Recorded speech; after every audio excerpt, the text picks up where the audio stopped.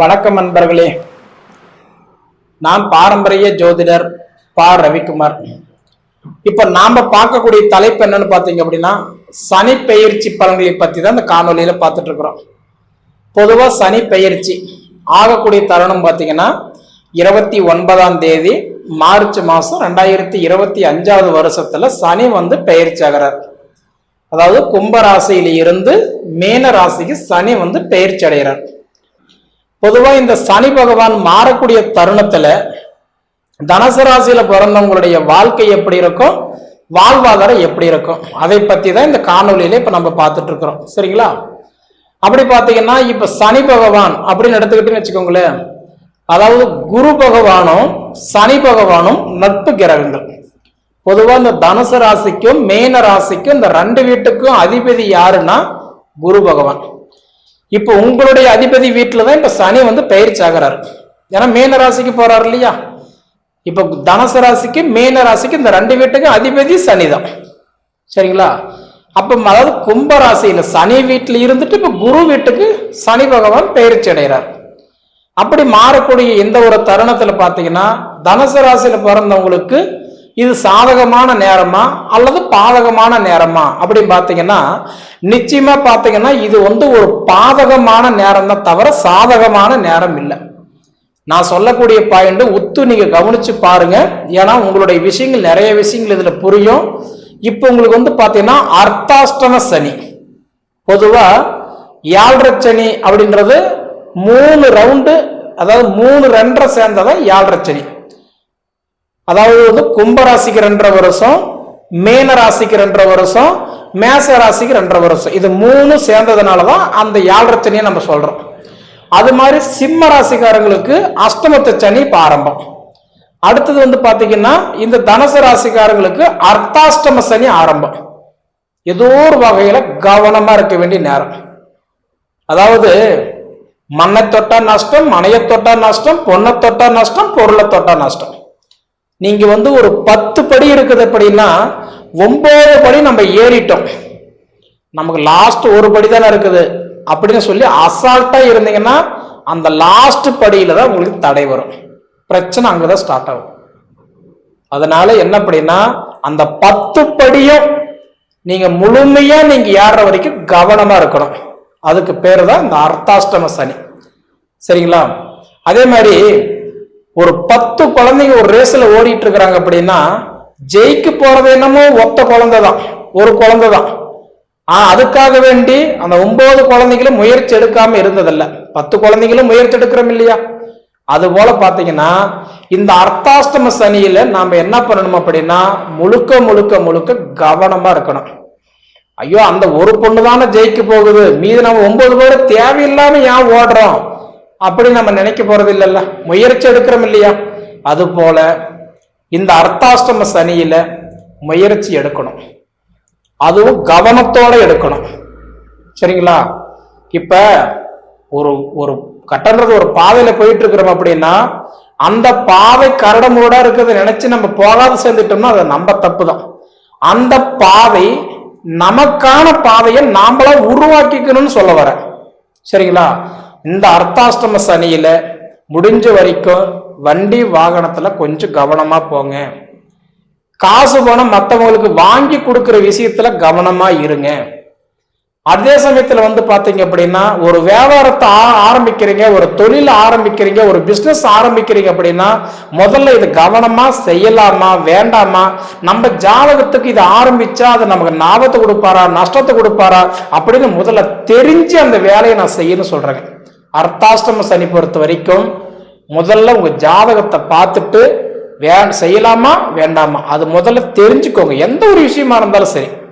அசையாத சொத்துல போடுறீங்களா, கடன் பட்டுதான் சாமி நான் அந்த இடம் வாங்குறேன், கிரையம் பண்றேன், கல்யாணம் பண்றேன், வீடு ஆல்ட்ரேஷன் பண்றேன், நான் வீட்டுக்கு தேவையான ஒரு அதாவது அத்தியாவசியம் ஆடம்பரம் நான் செய்யறேன்றீங்களா, அது தப்பு இல்லை, செய்யலாம்.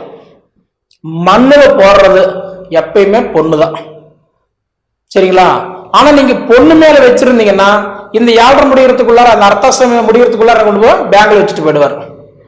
பொதுவாகவே ஆடு மாடு வளர்த்தக்கூடிய, அதாவது ஒரு எப்படி சொல்றதுன்னா 4 கால ஜீவனங்கள் இருக்கு பாத்தீங்களா, அந்த மாதிரி நம்ம வளர்த்தக்கூடிய மிருகங்கள் ஏதாவது இப்ப ஆடு மாடு நாய் கோழி போன உயிர் ஜீவனை வளர்த்துறீங்களா, கவனமா பார்த்துக்கணும்.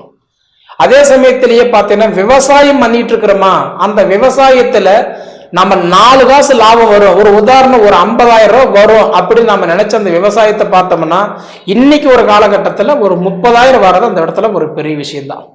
அர்த்தாஷ்டம சனி என்ன பண்ணுவார்னா விவசாயத்திலையும் முடக்கம் வச்சிருவார், ஜலத்திலையும் பாதிப்பு வச்சிருவார். ஜலம் அப்படின்னா தண்ணி, ஏதோ ஒரு செலவு வச்சிருவார்.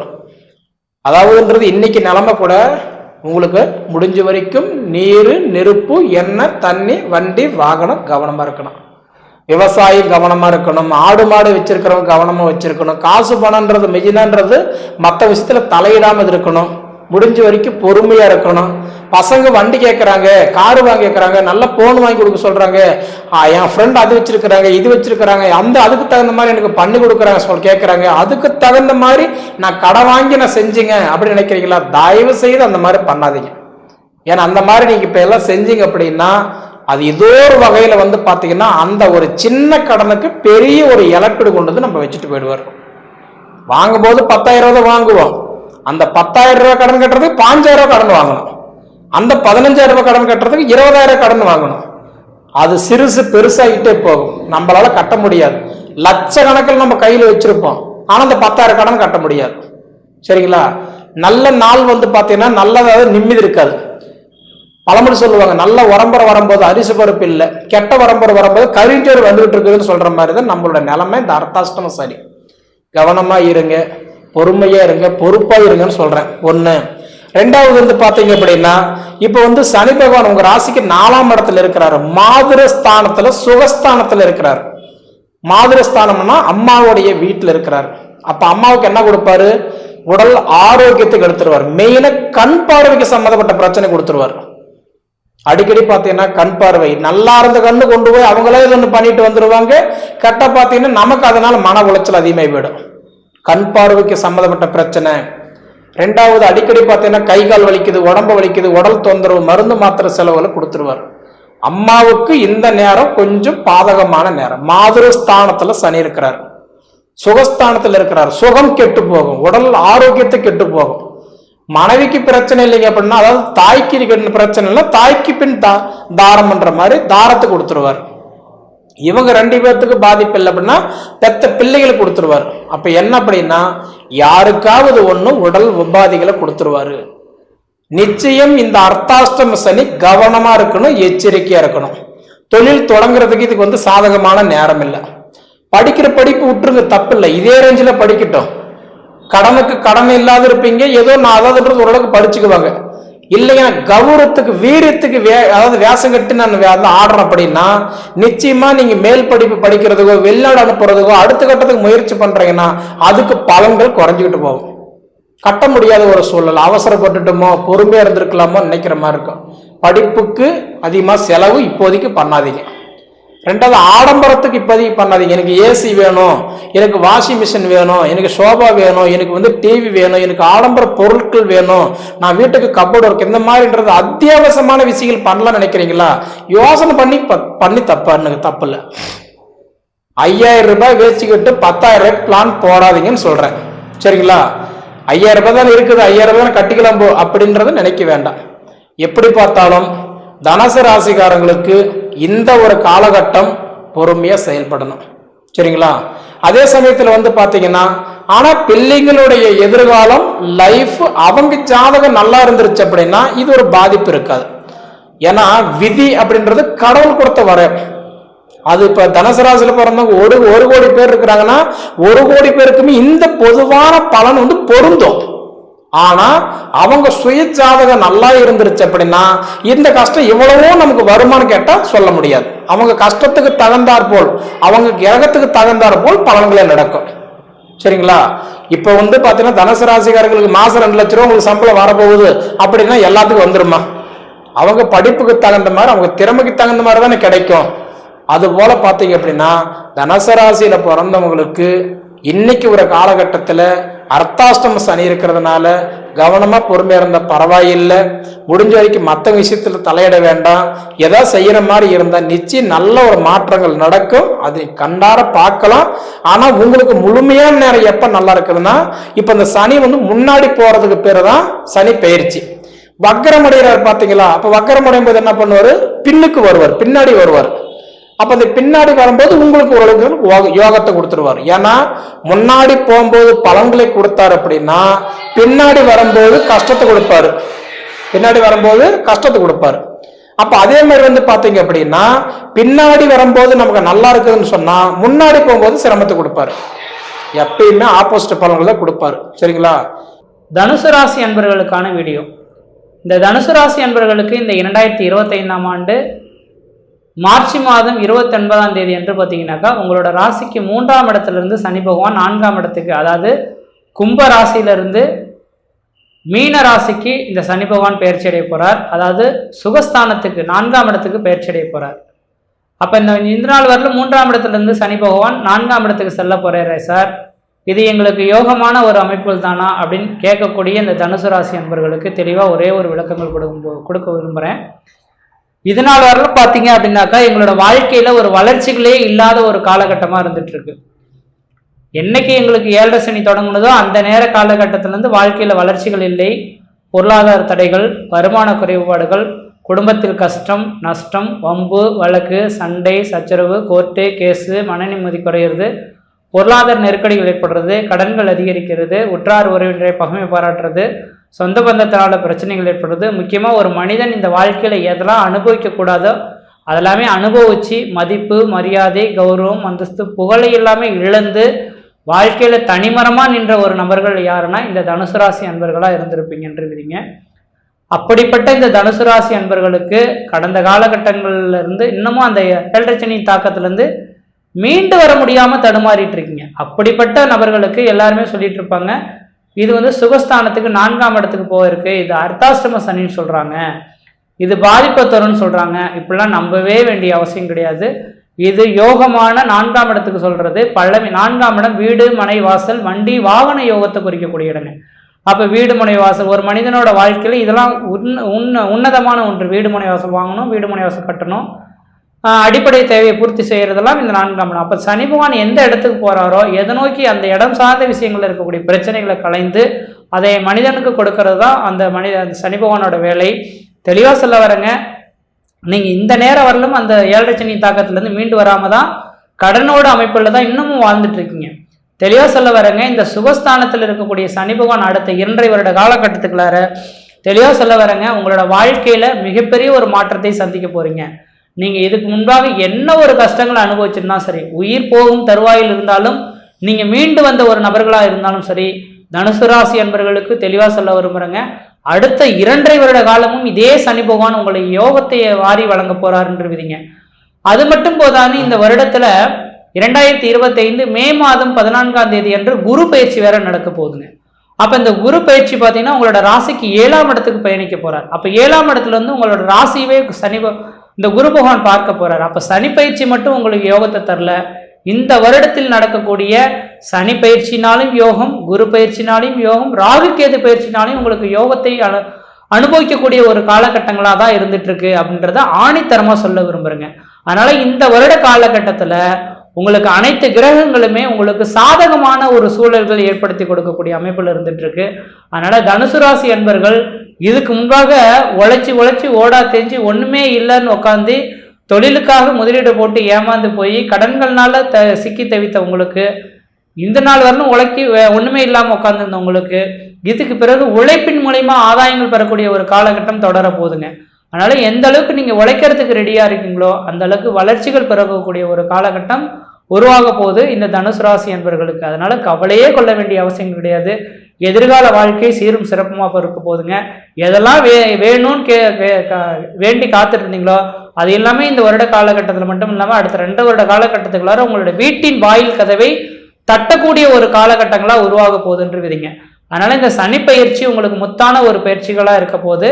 அதில் முக்கியமாக பார்த்தீங்கன்னாக்கா இந்த சனி பகவான் எப்பொழுதுமே பார்த்தீங்க அப்படின்னாக்கா உங்களுடைய ராசிக்கு பார்த்தீங்க அப்படின்னாக்கா ஒரு ராசியிலிருந்து 3ஆம் பார்வை, 7ஆம் பார்வை, 10ஆம் பார்வையை பார்ப்பார். அதன் அடிப்படையில் பார்க்கும்போது இந்த சனி பகவான் பார்த்தீங்கன்னா 3ஆம் பார்வையை உங்களோட ராசிக்கு 6ஆம் இடத்தை பார்க்க இருக்கிறார்.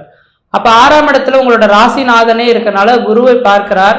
அப்போ குரு பார்க்க கோடி சாபங்கள் கோடி குற்றங்கள் விலகுன்ற விதியின் அடிப்படையில் சனி குரு பார்வையானது பல்வேறுபட்ட கஷ்ட நஷ்டங்களை விலக்கி கொடுக்க போகுது. 6ஆம் இடம் ருணம், ரோகம், சத்ரு, எதிரி, பகை, கடனை குறைக்கக்கூடிய இடங்க. அப்ப சனி பகவான் எதுவுமே குறைக்கக்கூடியது தான் அவனோட வேலை. அப்ப இந்த நேர காலங்களில் கோடி ரூபாய் கடன்களா இருந்தாலும் இந்த வருட காலகட்டத்தில் மட்டும் இல்லாமல் அடுத்த 2 வருடத்துக்குள்ளார கடனோட அமைப்புகளை படிப்படியாக குறைக்க போறீங்க அப்படின்றது தெளிவுபடுத்த விரும்புதுங்க. 6ஆம் இடம் உத்தியோகஸ்தானம் அப்படின்றது விதிங்க. அப்போ ஒருவேளை நீங்க தனுசு ராசி என்பவர்கள் அரசு உத்தியோகத்துக்காக காத்துட்டு இருக்கீங்க அப்படின்னாக்கா இந்த நேர காலங்களில் அரசாங்கத்தினால ஆதாயங்களும் அரசு உத்தியோகமும் உங்களுக்கு கிடைக்கிறதுக்கான வாய்ப்பு உண்டு. அதே வேளையில எனக்கு இப்போ ஒரு நிரந்தரமான வேலை வாய்ப்பே இல்லை சார், நான் ஒரு சொந்த தொழில் செய்யலாம்னு நினைக்கிறேன், எனக்கு ஒரு சொந்த தொழில் அமையுமா அப்படின்னு கேட்கக்கூடிய நபர்கள் கண்டிப்பா இந்த நேர காலங்களில் சொந்த தொழில் அமையறதுக்கு, ஏன்னா 6ஆம் இடமும் உத்தியோகம் சொந்த தொழில் செல்லக்கூடிய இடம். அப்ப சொந்த தொழில் அமையக்கூடிய காலகட்டங்கள் உருவாக போகுதுன்னு விதிங்க. அதனால உங்களுக்கு எதிராளிகள் எத்தனை, 6ஆம் இடம் எதிராளிகளுக்கு சொல்லக்கூடிய இடம். அப்ப எதிராளிகள் எத்தனை பேர் இருந்தாலும் அவங்களாம் உங்களை விட்டு விலகி ஓடுறத கண்குளர பார்க்க முடியும். அப்ப இந்த சனி பகவான் 6ஆம் இடத்தை பார்க்கறனால எதிரிகள்ல இருந்து விடுபட போறீங்க, சொந்த தொழில கொடிகட்டி பறக்க போறீங்க. அரசு உத்தியோகத்துக்காக காத்திருக்கக்கூடிய நபர்களுக்கு அரசாங்கத்தினால ஆதாயங்கள் பெறக்கூடிய காலகட்டம் உருவாகுது. கடன் பிரச்சனையிலிருந்து மீண்டு வரக்கூடிய காலகட்டம் உருவாகும். தாய்மாமன் வழி உறவுகள் உங்களுக்கு சாதகமான ஒரு சூழல்கள் ஏற்படுத்துறதுக்கான வாய்ப்புகள் மிகவும் பிரகாசமா இருந்துட்டு இருக்கின்றீங்க. அதே வேளையில இந்த சனி பகவானின் பார்வை உங்களோட ராசிக்கு 10ஆம் இடத்துக்கு 7ஆம் பார்வையா கிடைக்க போகுதுங்க. அப்ப 10ஆம் இடமானது ஒரு மனிதனோட வாழ்க்கையில தொழில் சார்ந்த ஒரு அமைப்பு அப்படின்றீங்க. அப்போ ஒரு மனிதனுக்கு நிரந்தரமான வேலை இருந்தால்தான் ஒரு மனிதனுக்கு அழகு. எத்தனை கோடி ரூபாய் தன் தாய் தந்தையர்கள் சேர்த்து வைத்த சொத்து சோகங்கள் இருந்தாலும் ஒரு மனிதனுக்கு இந்த உலகத்தில் வேலை இல்லை அப்படின்னாக்கா இந்த உலகத்தில் அவன் செல்லா காசு அப்படின்றத மட்டும் தெளிவாக எடுத்து வச்சுக்கோங்க. அப்போ இந்த அமைப்புகளில் தான் இந்த தனுசு ராசி அன்பர்கள்லாம் கடந்த ஒரு 7 வருட காலமா செல்லா காசா தான் இருந்தீங்கன்னு சொல்லணுன்ற விதிங்க. எந்த அளவுக்கு பேர் புகழ் கௌரவத்தோட இருந்தீங்களோ அந்த அளவுக்கு பேர் புகழ் கௌரவத்தெல்லாம் இழந்து உட்கார்ந்த காலகட்டங்கள். இதுக்கு காரணம் தொழில் இல்லாத அமைப்பு அல்லது தொழில் முடங்கிய ஒரு அமைப்பு, தொழில் மூலமா நட்டங்கள் ஏற்பட்டதுனால இந்த அமைப்புகள் ஏற்பட்டதுன்னு விதிங்க. அப்படிப்பட்ட உங்களுக்கு தொழில் மூலியமா லாபத்தை இதே சனி பகவானால் மட்டும்தான் கொடுக்க முடியும். அப்ப 7ஆம் வாரியா தொழில் ஸ்தானத்தை இந்த சனி பகவான் பார்க்க இருக்கனால தொழில் சார்ந்த அமைப்புல பார்த்தீங்கன்னா வளர்ச்சிகள் ஏற்படும். தொழில் மூலியமா லாபங்கள் பெறக்கூடிய காலகட்டங்கள், பொருளாதார அபிவிருத்திகள் பெறக்கூடிய காலகட்டம் உருவாகும்.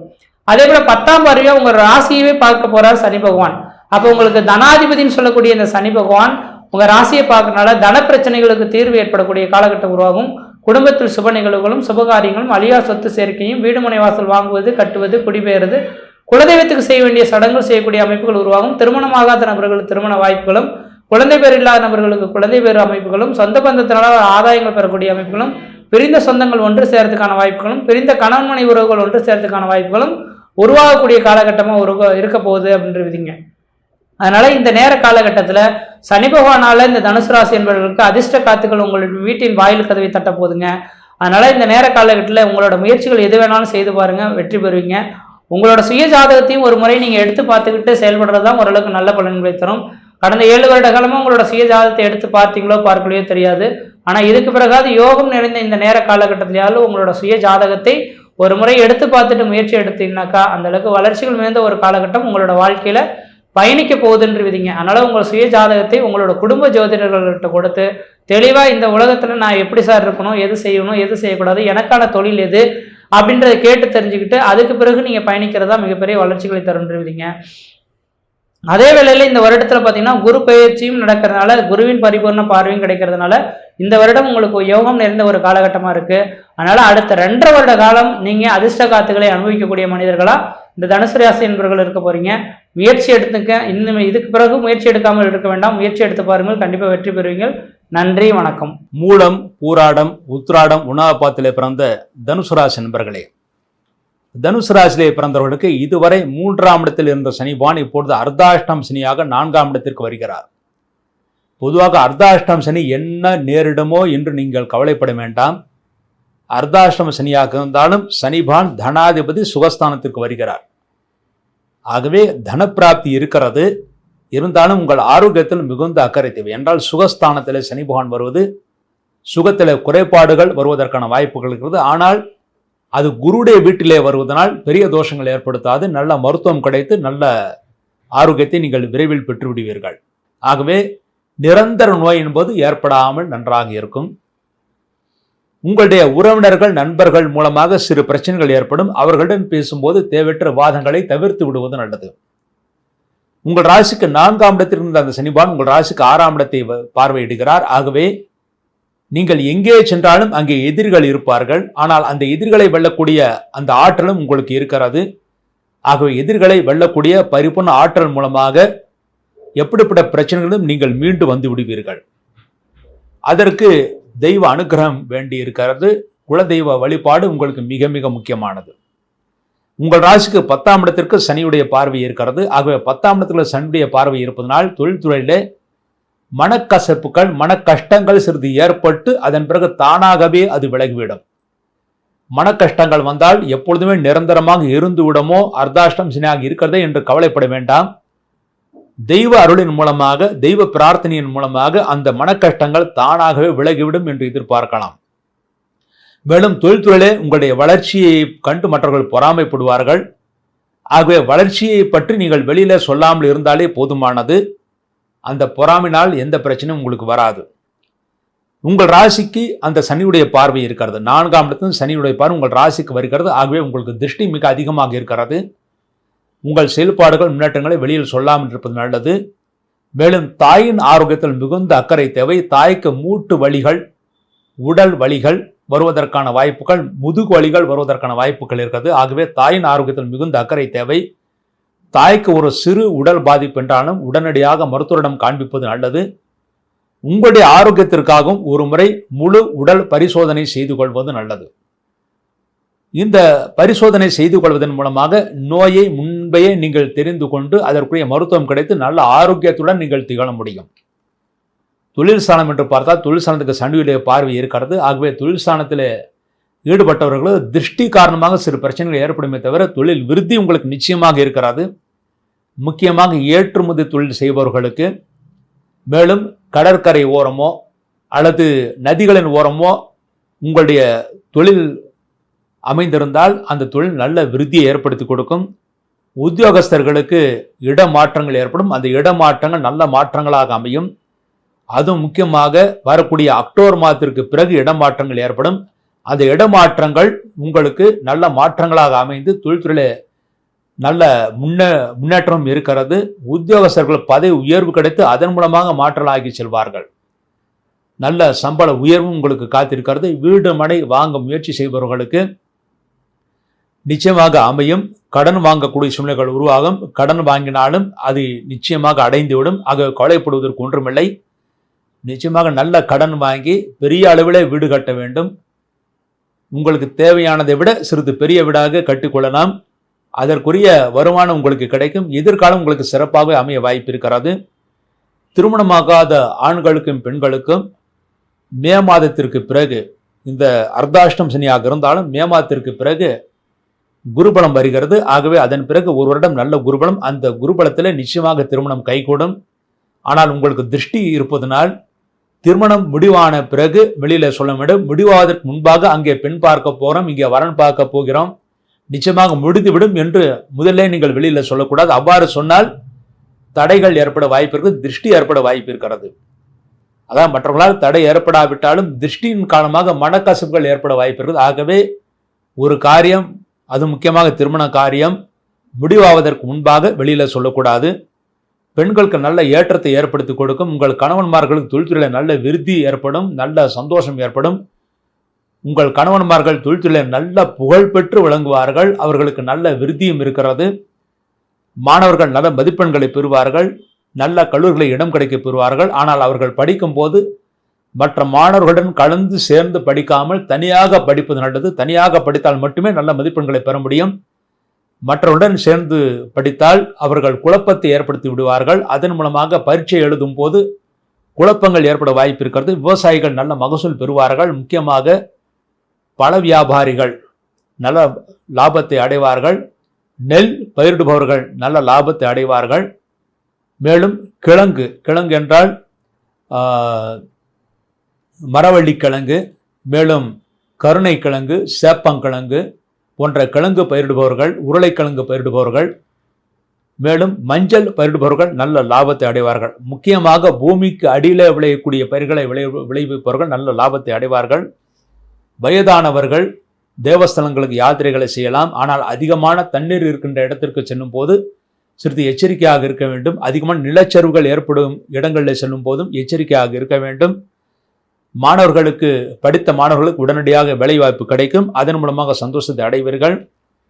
எப்படியும் இந்த வருடத்திலே தனுசு ராசியிலே பிறந்தவர்களுக்கு அர்த்தாஷ்டம் சனியாக இருந்தாலும் 50% மேலாக நல்ல முன்னேற்றத்தை அடைவார்கள். பொதுவாக தனுசு ராசியிலே மூலம் நட்சத்திரம் வருகிறது. மூலம் நட்சத்திரம் என்றாலே மாமனாருக்கு ஆகாது என்று பொதுவாக சொல்லிவிடுவார்கள். ஆனால் அப்படி கிடையாது. மூலம் 1வது பாதம் மட்டுமே தோஷத்தை ஏற்படுத்தி கொடுக்கும். மற்ற பாதங்களுக்கு தோஷம் கிடையாது. மேலும் அந்த சந்திரன் குரு அல்லது சுக்கிரனுடன் சேர்ந்து உங்கள் ஜாதகத்தில் இருந்தால் மூல நட்சத்திர தோஷம் கிடையாது. அதை தவறாக நிறைய பேர் சித்தரிக்கிறார்கள். அதன் மூலமாக பல பெண்கள், ஆண்களுடைய திருமணம் கேள்விக்குறியாக இருக்கிறது. கவலைப்பட வேண்டாம். உங்களுடைய ஜாதகத்தை பார்த்து அதற்கு என்ன பரிகாரம் செய்ய வேண்டும் என்று தெரிந்து கொண்டு அதற்குரிய பரிகாரங்களை பிரார்த்தனையாக செய்ய வேண்டும். சடங்காக செய்யக்கூடாது. சடங்காக செய்யக்கூடிய எந்த விதமான பரிகாரமும் பலன் கொடுக்காது.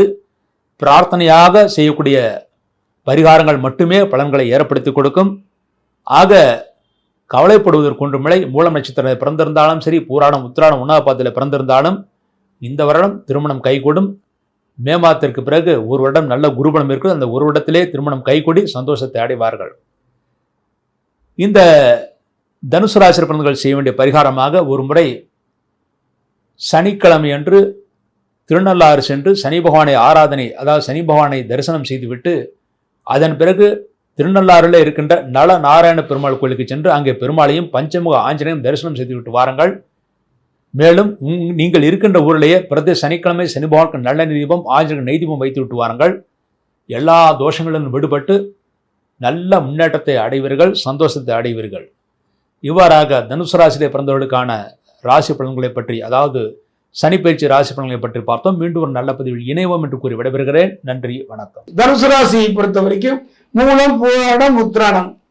கடந்த காலத்தில் தனுசுவை பொறுத்த வரைக்கும் சனி பகவான் எவ்வாறு இருந்தார் பார்த்தீங்கன்னா, தனுசுக்கு சகாய சனியாக இருந்தார். என்னுடைய அனுபவத்தில் கிட்டத்தட்ட 20-30 ஆண்டு காலம் ஜோதிடம் பார்க்கிறேன். சகாய சனியாக இருந்தாலும் கூட தனுசு ராசிக்காரர்கள் எல்லாம் இருந்ததுங்க. நல்ல தொழில், நல்ல வாழ்க்கை, நல்ல திருமண யோகம் எல்லாம் இருந்தும் கூட அது ஏதோ ஒரு குறை, நிம்மதி இல்லாத ஒரு சூழ்நிலையைத்தான் சந்தித்து வந்தார்கள். அப்படிப்பட்ட ஒரு சூழ்நிலையில இப்ப சனி பகவான் பாத்தீங்கன்னா அர்த்தாஷ்டம சனியாக பலன் தரப்போகின்றார். இந்த அர்த்தாஷ்டம சனி என்னுடைய அனுபவத்துல கொஞ்சம் வலியை தரக்கூடியது, கொஞ்சம் நிம்மதியை குலைக்கக்கூடியது, மனதை சஞ்சலப்படுத்தக்கூடியது அனுபவத்துல. அந்த வகையில பார்க்கும்போது தனுசு ராசிக்காரர்கள் இந்த 27 நாட்கள கொஞ்சம் கவனமா இருக்கணும். வெறும் சனி பகவானுடைய பேச்சு மட்டுமே முழுமையான பலனை தந்து விடாது. மற்ற கிரகங்களுடைய இருப்பையும் நான் இப்ப சொல்ல போறேன்.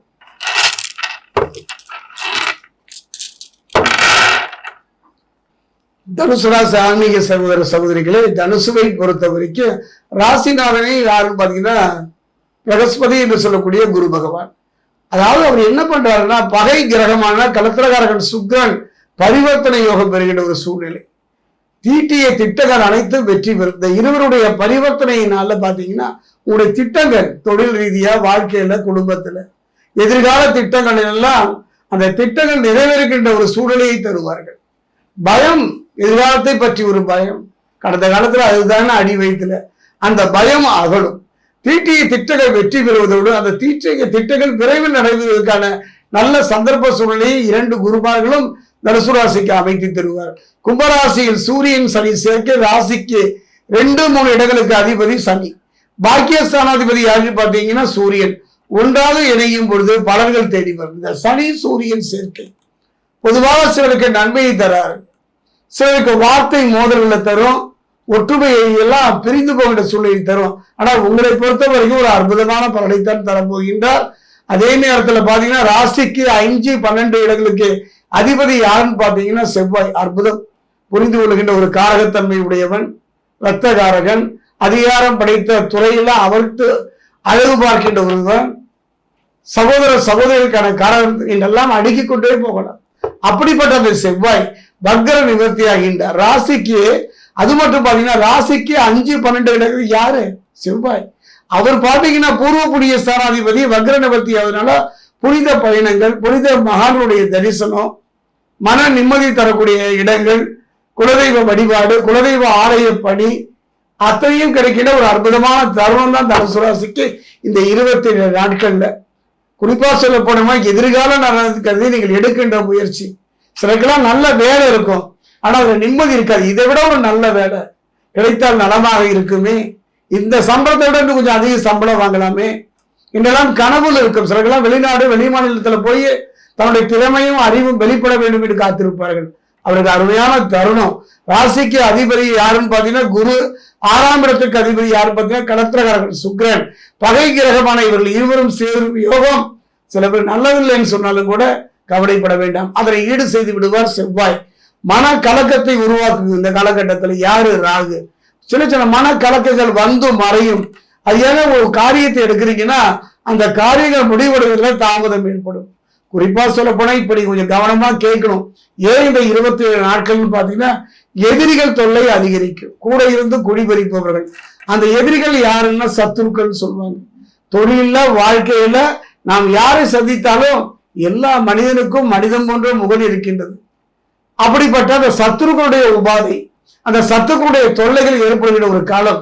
அதனால கொஞ்சம் கவனமா இருங்க. மாசி 14ஆம் தேதி பாத்தீங்கன்னா மீனராசிக்கு புதன் நீச்சம் பெறுகிற, மீனராசிக்கு சென்ற புதன் நீச்சம் பெறுகின்ற அருமையான தருணம்.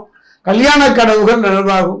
புதிய முயற்சிகள் சம்பந்தமான கனவுகள் கூட இந்த காலகட்டத்தில் நிறைவேறும். குறிப்பா சொல்ல போனா மனதுல ஒரு உற்சாகம், மன கலக்கம் நீங்கி மனதுல ஒரு சந்தோஷம், உற்சாகம் பீரிடும். அதே நேரத்துல பாத்தீங்கன்னா தள்ளி சென்ற சுபகாரியங்கள் எல்லாம் நெருங்கி வரும். ஒரு அருமையான சந்தர்ப்பம். அதே நேரத்துல இன்பமும் துன்பமும் கலந்த ஒரு காலகட்டம் தான். நீங்க அப்படி என்ன பண்ணணும்?